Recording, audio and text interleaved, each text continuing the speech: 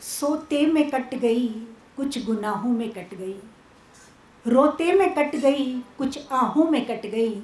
मंजिल पे चलने वाले मंजिल से जा लगे, राह बदलने वालों की तो राहों में कट गई, राह बदलने वालों की तो राहों में कट गई। नमस्कार, आदाब। आज का जो विषय है बहुत ही प्यारा है। गुरु नानक देव जी की एक पावन पंक्ति से मैं इसको शुरू करना चाहूँगी। जब लग दुनिया रही है नानक, कुछ सुनिए कुछ कहिए। अर्थात जब लग आप संसार में विचरण कर रहे हो, आपके पास श्वासों की पूंजी है, तब तक आप संवाद जारी रखो। और आज इन्होंने जो ये संवाद रचाया है, जीवन रूपांतरित करने को मिलेगा, इसमें कोई दो राय नहीं है। क्योंकि जब हम मिल बैठकर संवाद करते हैं, विचार विमर्श करते हैं, तो हम विवादों से बचते हैं। जब हम संवाद नहीं करते, आज हमारे अंदर से संवाद खत्म हो गया है। घर में 4 सदस्य बैठे हैं, 8 सदस्य बैठे हैं, सब कोई अपने अपने मोबाइलों में लगा हुआ है, कोई किसी से बात नहीं कर रहा, कोई किसी तरह से किसी से कोई सलाह मशवरा नहीं कर रहा। इसलिए हमारी जो समस्याएं हैं वो निरंतर बढ़ती जा रही हैं। इसलिए संवाद जरूरी है और हमें संवाद करना चाहिए ताकि किसी किस्म का विवाद खड़ा ना हो।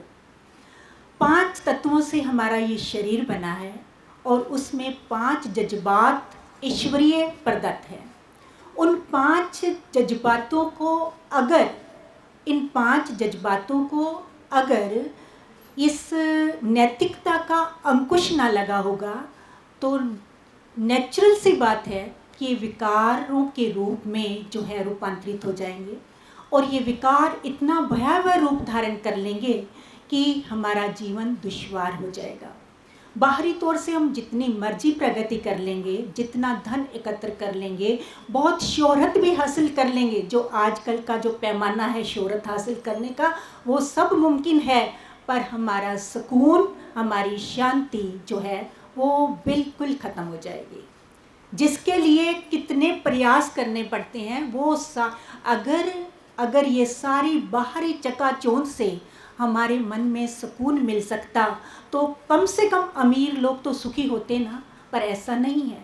वो ज़्यादा दुखी हैं, ज़्यादा परेशान हैं, क्योंकि उनके अंदर से संवाद खत्म हो गया है, उनके अंदर से प्यार खत्म हो गया है। काम, क्रोध, लोभ, मोह और अहंकार, ये 5 जज्बातों का रूप है और ये भयावह खूंखार जंगली जानवर का रूप धारण कर लेते हैं अगर इन पर अंकुश ना हो नैतिकता का। हमारी जो आज़ादी है, आज़ादी के हम मायने भूल गए हैं। आज़ादी के मायने ये नहीं होता तंग कपड़े, कम कपड़े, ये आज़ादी नहीं है। हम अपनी मनमानी करें, ये आज़ादी नहीं है। आज़ादी के तो बहुत बहुत बहुत गहरे अर्थ हैं और उसके लिए हम सबको अपने अपने स्तर पर प्रयास करना होगा। उस आज़ादी का आनंद असल मायने में हम ले सकें। जैसे पंछी भी है, उसको सोने के पिंजरे में कैद कर दो तो वो क्या, उसको सुविधाएं तो सभी मिली हुई हैं। सोने के पिंजरे में वो कैद है, सोने की कटोरी में उसको परोसा जा रहा है, उसके मन भावन पदार्थ दिए जा रहे हैं, फिर वो दुखी है। क्यों दुखी है? हम पंछी उन्मुक्त गगन के पिंजरबद्ध न गा पाएंगे। कनक तीलियों से टकराकर पुलकित पंखिए टूट जाएंगे। हम बहता जल पीने वाले मर जाएंगे भूखे प्यासे। कहीं भली है कटुक निबोरी कनक कटोरी की मैदा से। जब वो अपने हिसाब से विचरण करते हैं, वो स्वतंत्रता की उस जो ईश्वर प्रदत्त स्वतंत्रता है, जो एक मर्यादा में ईश्वर ने उन्हें पंख दिए हैं, वो आसमान में विचरण करने के लिए दिए हैं, उड़ने के लिए दिए हैं, पर उसको हम कैद करके, किसके लिए किया कैद हमने? अपने सुकून के लिए। लेकिन क्या किसी को आप दुख देकर सुकून का या सुख का अनुभव कर सकते हो? हरगिज़ नहीं, मुमकिन ही नहीं है। हम पाप तो अनगिनत करते हैं। कहते हैं बढ़ती हुई ढलती हुई उम्र को देख के माला को थाम लिया, पाप अनगिनत किए और नाम गिन गिन कर लिया। हम सब ऐसी कोशिशों में लगे हुए हैं और हर जो हमारी बहुत सिस्टर बड़ी ही अदब से हमें समझा रही थी, तो हमारा क्या है, हम दूसरों की थाली देखे जा रही हैं और उसको एक्सेप्ट करने की कोशिशों में लगे हुए हैं, दूसरों के गुनाह देखे जा रहे हैं और उनको एकत्र करे जा रहे हैं, उनको सहेजे जा रहे हैं।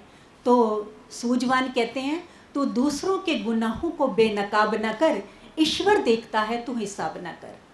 क्योंकि तू दूसरों के गुनाह देखेंगे तो लाजमी है कि हम गुनाहों को एकत्र करेंगे, और आज यही कुछ हो रहा है। दूसरों की देख के ये बढ़ती हुई आभा चकाचौंध, उसी को हम पीछे लग गए, और उसके पीछे हमने ना आज़ादी के मायने समझे, ना हमने मॉरल वैल्यूज़ को समझा, ना हमने अपने जीवन के मकसद को समझा कि हमारे जीवन का तो परम उद्देश्य था उस खुदा में लीन हो जाना, क्योंकि वो खुदा अनंत है, उसका अंत नहीं पाया जा सकता। ना ही अंत पाना किसी के जीवन का मकसद है, केवल और केवल उस परिपूर्ण परमात्मा के भय में रह के अदब। क्योंकि दुनिया का जो भय है ना, वो हमें कायर बनाता है, और जब कायर बनता है इंसान तो फिर वो लोकाचार करता है कि लोग क्या कहेंगे, ये उसके मन में भय रहता है और उसी अकॉर्डिंग चलता रहता है, दिखावे पे आ जाता है। और जब उसे ईश्वर का, खुदा का भय रहता है तो वो उस परमात्मा की बंदगी में लगता है। बंदे बंदगी अख्तियार, साहिब रोस धरे या प्यार। उस परमात्मा की बंदगी कर, नहीं तो बंदा इंसान कहलाने के लायक ही नहीं। अगर तेरे अंदर इंसानियत नहीं है तो इंसान कहलाने के लायक नहीं है। गुरु ग्रंथ साहिब जी की पावन पंक्ति है, करतूत पशु की मानस जात, लोक पचारा करे दिन रात। करतूतें तो तेरी पशुओं से भी गई बीती हो गई हैं। यकीनन जो आज काम हो रहे हैं और सभ्य इंसान कर रहा है, पढ़ा लिखा इंसान कर रहा है, वो करतूतें तो पशु भी नहीं करते। कन्या भ्रूण हत्या जैसी बात ले लें, और कितने सारे जो भी आप बहुत खुलासा करके रुबीना मैडम ने बताया और मैडम्स ने बताया कि कितना खुलासा करके हम बता रहे हैं, कितना जिन विषय पे, जिन बातों का जिक्र करते हुए शर्म आती थी, वो उसको कहना पड़ रहा है। हम देख रहे हैं अपनी आंखों से, उन सब चीज़ों को देख रहे हैं। कहते काम, क्रोध, लोभ, मोह और अहंकार, इनको रूपांतरित करना होगा, इनको अंकुश लगाना होगा। काम संयम में तब्दील हो, काम क्रोध काया को गाले। क्योंकि जो चीज़ें खुदा प्रदत्त हैं उसको उसके अकॉर्डिंग चलाना क्योंकि ज़रूरी है, काम लाजमी है क्योंकि इस संसार को चलाने के लिए। पर इसका जो किसी भी चीज़ की अति जो है वो बुरी है, और उसने हमेशा दुख ही देना है, हमेशा संताप में रखना है, हमेशा तुम्हारे चैन सुकून को ख़त्म ही करना है, बर्बाद ही करना है। हम बर्बादी की राह पे चल पड़े, उसको हमने प्रगति मान लिया, हमने उसको प्रगति मान लिया। तो काम संयम में तब्दील हो जाए, क्रोध जो है वो शूरवीरता में चेंज हो, कि जो हमारे पास शक्ति है वो आर्थिक तौर पे है, शारीरिक तौर पे है, उस सब का सदुपयोग हो, दूसरों के भले के लिए हो। और काम क्रोध जो है शूरवीरता में चेंज हो जाए, और लोभ जो है वो संतोष में, जो खुदा ने दिया है उसमें सब्र और संतोष रखे, क्योंकि बिना संतोष नहीं को राजे, बिना संतोष रूपी धन के कोई तृप्त नहीं हो सकता। और इसके साथ साथ जो मोह है, जो हमें दिखाई नहीं देता कि विकार है ये, पर ये भी प्रबल विकार है। मोह की आड़ में आकर कि इनके लिए तो करना पड़ता है, बच्चों के लिए तो करना पड़ता है, बीवी के लिए तो करना पड़ता है। नहीं, किसी ने तुम्हारा साथ नहीं देना, तुम्हारे कर्म तुम्हारे साथ चलेंगे, और उन कर्मों का फल केवल और केवल खुद को भोगना पड़ेगा। इसलिए कर्मी कर्मी हुए विचार, सच्चा आप सच्चा दरबार। ना वहाँ पे कोई झूठी कोई सिफारिश चलेगी, ना रिश्वतखोरी चलेगी। वहाँ पर खुदा है न्याय करने वाला, और उसने न्याय करना है, वहाँ पर कुछ भी नहीं चलना। इसलिए मोह की आड़ में प्रेम के मार्ग को मत भूलो। साच कहूँ सुन ले हो सबे, जिन प्रेम कियो तिन्हीं प्रभ पायो। और फिर हमारा अहंकार, इसको विनम्रता में चेंज करना होगा। जो ईश्वर ने दिया है उसके बलबूते पे हम कुछ कर पाने के योग्य बने हैं। इसलिए जब उसको रूपांतरित करेंगे तो समझ आ जाएगा, मैं निर्गुण आरे को गुण नाही, आप पे तरस पियो। उस मालिक ने हमारे पे तरस किया, हमें ये मानव जीवन दिया, जिसको हम 84 लाख योनियों में सर्वश्रेष्ठ सर्वोत्तम मानते हैं। और अगर ये मानेंगे और ये मानकर चलेंगे तो हमारे अंदर ये आएगा कि मेरी एबिलिटी, मेरी योग्यता कुछ नहीं थी, ईश्वर ने कर्म किया, रहमत की, और मुझे इस योग्य बनाया। जब ये भावना लेकर चलेंगे तो परोपकारी भावना बनेगी और उसके प्रति हमारे मन में शुक्राना शुक्राना और शुक्राना आएगा। एक 4 लाइनें अपनी कविता की मैं आपसे साझी करना चाहूँगी इस संदर्भ में। जितनी भी चिड़िया उड़े आकाश, दाना है धरती के पास। जितनी भी चिड़िया उड़े आकाश, दाना है धरती के पास। जब तक दाना धरती में गरक नहीं होगा तब तक पल्वित कैसे होगा, कैसे अंकुरित होगा, कैसे बनेगा वृक्ष महान, कैसे फल फूल छाया देगा। बस बंदे की यही कहानी जब तक रहता है अभिमानी। बस बंदे की यही कहानी जब तक रहता है अभिमानी। चाहे जितनी शोहरत पाए, रत्नों का सौदागर कहलाए। बड़े बड़े बंगले, एसी गाड़ियाँ, अश्वगजों की शानदार सवारियाँ इस तन को तो अवश्य सुख देंगी। कौन सा एसी मन को सुख देगा, किस मोती से मन को जड़ेगा।